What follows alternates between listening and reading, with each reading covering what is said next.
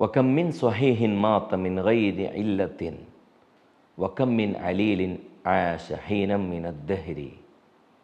എത്രയെത്ര ആരോഗ്യമുള്ളവരാണ് ഒരർത്ഥത്തിലുമുള്ള അസുഖവുമില്ലാതെ ഈ ജീവിതരംഗത്ത് നിന്ന് ഒരു നിമിഷം കൊണ്ട് വിട പറഞ്ഞു പോയത്.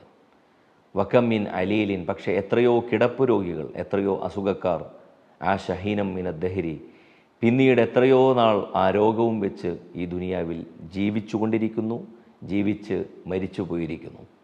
മനുഷ്യരുടെ ജീവിതത്തിൻ്റെ നിസ്സാരതയെ ആയുസ്സും ആരോഗ്യവും തമ്മിൽ, രോഗവും ആയുസ്സും തമ്മിൽ പരസ്പര ബന്ധിതമല്ല എന്ന് വിശദീകരിക്കുന്ന ഇമാം ഷാഫി റഹ്മത്തുള്ളാഹി അലൈഹിയുടെ 2 വരിയാണ്.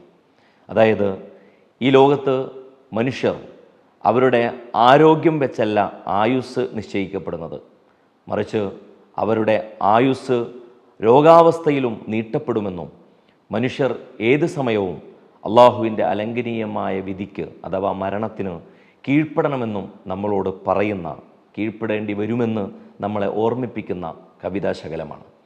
അതായത് രോഗിയായ ബന്ധുവിനെ കാണാൻ വേണ്ടി പോകുന്ന ആരോഗ്യവാനായ യുവാവ് വഴിയിൽ വെച്ച് ആക്സിഡൻ്റായി മരണപ്പെടുന്നു.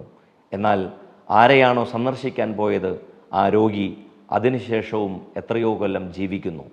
മനുഷ്യജീവിതത്തിൻ്റെ നിസ്സാരതയെ, അമ്പരപ്പിനെ, പൊടുന്നനെയുള്ള പലരുടെയും ജീവിത രംഗത്ത് നിന്നുള്ള വിടവാങ്ങലുകളെ വളരെ കൃത്യമായി സൂചിപ്പിക്കുന്നുണ്ട് ഇമാം ഷാഫി റഹ്മത്തുള്ളാഹി അലൈഹിയുടെ ഈ 2 വരികൾ.